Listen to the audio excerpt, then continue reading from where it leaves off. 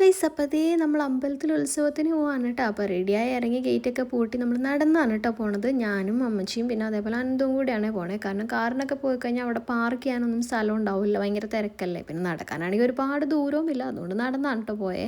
അവിടെ എത്തിയപ്പോഴാണെങ്കിലോ ദേ ഒരാൾ കുഞ്ഞു മുണ്ടൊക്കെ എടുത്ത് ഇങ്ങനെ ഓടി കളിച്ച് നടക്കായിരുന്നു കേട്ടോ. പിന്നെ അതേ അമ്മയും വന്നിട്ടുണ്ടായി, അമ്മ അനിലിൻ്റെ ഒപ്പം കേട്ടോ വന്നേ. പിന്നെ ഞാനും അമ്മയും കൂടി അവിടെ വർത്താനമൊക്കെ പറഞ്ഞ് നിന്ന് അപ്പോഴേക്കും കൂടെ ഉത്സവമൊക്കെ തുടങ്ങി.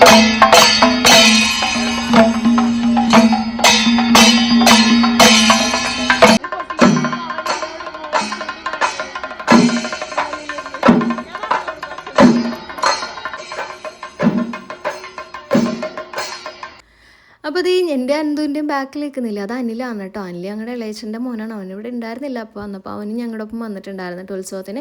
അങ്ങനെ ഞാൻ അനന്തുവിനോട് എന്തോ കഥയൊക്കെ പറഞ്ഞ് അപ്പോഴാണ് ദേ നമ്മുടെ ഗ്യാങ് ഒക്കെ എത്തിയിട്ടുണ്ട് കേട്ടോ. ദീപിയും ചന്ദൻ ചേച്ചിയൊക്കെ. നമ്മളാണെങ്കിൽ ഇടയ്ക്കിടയ്ക്കാണ് ഇങ്ങനെ ഒന്നിച്ച് കാണുന്നതൊക്കെ. നമ്മൾ മെസ്സേജ് അയക്കും കാര്യങ്ങളൊക്കെ ഉണ്ടെങ്കിൽ കാണൽ വളരെ ചുരുക്കമാണ് കേട്ടോ.